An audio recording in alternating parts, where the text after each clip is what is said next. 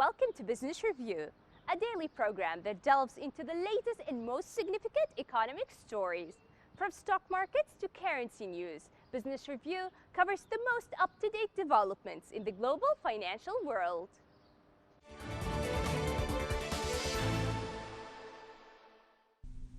China called on other countries to provide an open, fair, and non-discriminatory business environment for Chinese companies as the Social Democratic Party of Germany ponders a proposal that could bar China's Huawei from taking part in the layout of the country's fifth-generation mobile network. The SPD is voting whether to adopt a proposal that seeks to exclude 5G suppliers from countries where state influence is without supervision or espionage cannot be ruled out. The proposal has met objections from the government. It is understandable that Germany has concerns for its network security, but the concerns should be based on facts. Geng Shuang, spokesman for the Chinese Ministry of Foreign Affairs, told a regular press conference in Beijing. The spokesman said using politics to exclude Chinese companies is against the market economy spirit. Geng added, while China keeps its 5G market open, it expects other countries to do the same for Chinese enterprises.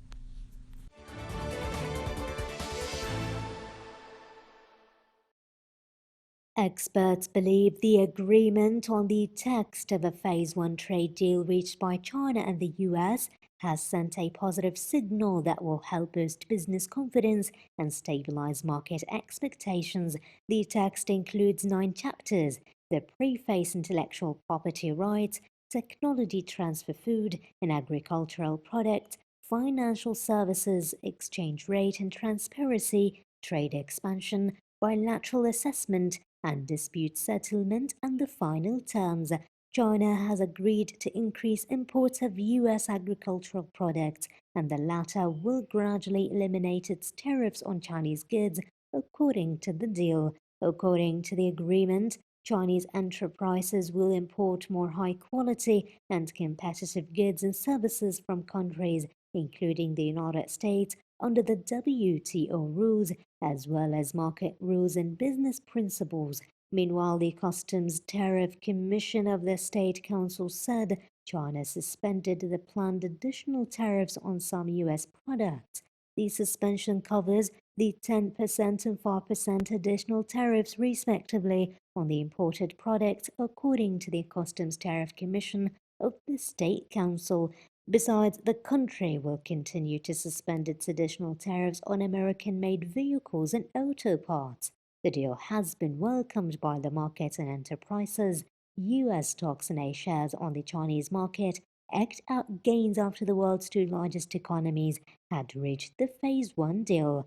Shandong Tizan Mechanical and Electrical Technology Company Limited is a high-tech company in Zibo City of East China's Shandong province, with 60% of its orders coming from overseas, among which U.S. orders account for 95%. Therefore, the agreement means a sigh of relief for it.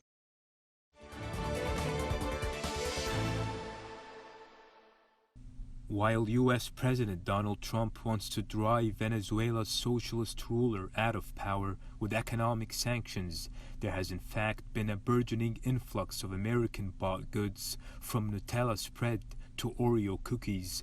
Many toiletries, food items, and other imports became impossible to find during Venezuela's economic implosion under President Nicolas Maduro, yet now they line the shelves in scores of new US dollar-only shops known as bodegons, providing an unlikely safety valve for Maduro. Venezuelan businessmen have taken advantage of his government's quiet abandonment of price, currency, and import controls to buy direct from U.S. wholesalers, including Costco and Walmart. The goods are delivered to Florida-based door-to-door services run by Venezuelans, according to 11 interviews with customs agents, operators, and businessmen. The products move in bulk via shipping companies with bases in South Florida, who have this year enjoyed a 100% exemption off import duties and waiver of some paperwork at the Venezuelan end.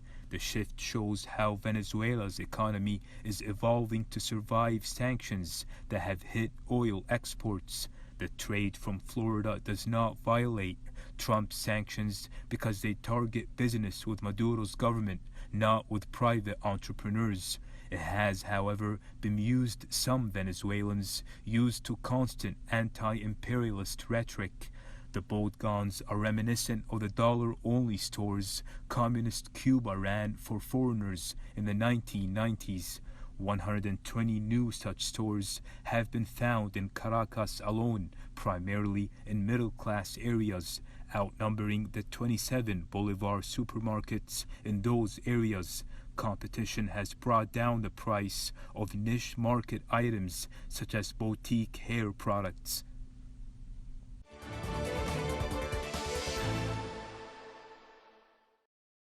Kosholgansikara's seaside ancestral village of Singama was completely devastated by the 2004 Indian Ocean tsunami.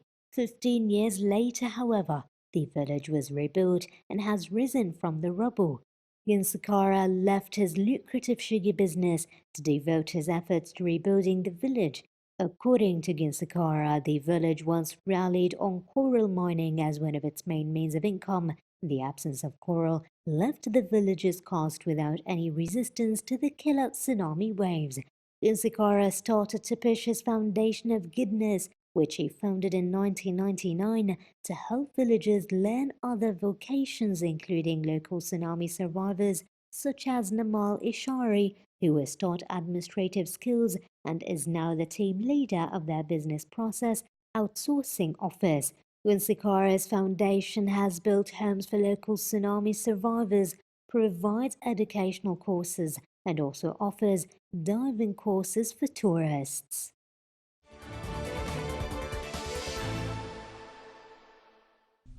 An independent Portuguese bookshop in China's Macau Special Administrative Region has been a popular fixture in the city for decades, contributing to Macau's role as a platform between China and Portuguese-speaking countries.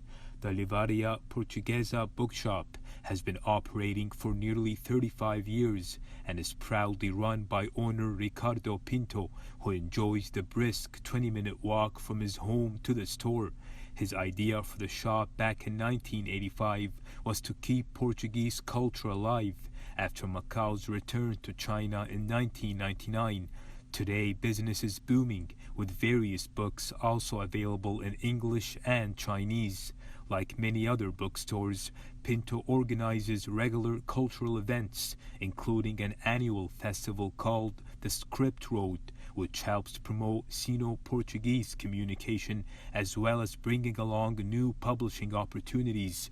Despite the success of these events, Pinto admits there is more to do to offset against the changing reading habits, with many moving towards electronic book forms.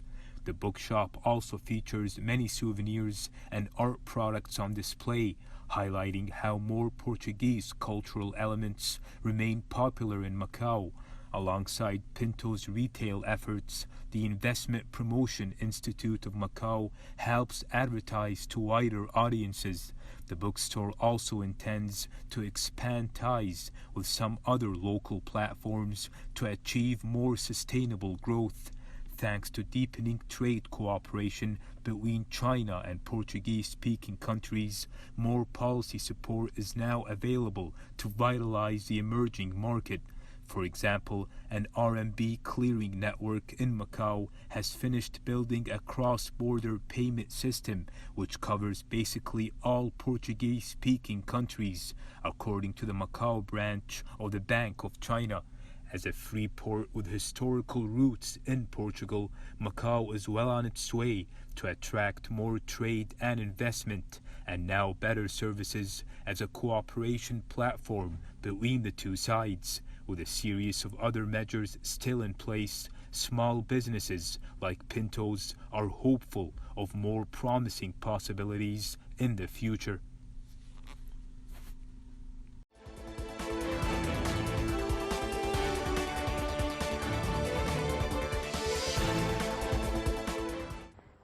Business Review, your daily source for the most critical stories in the economic world.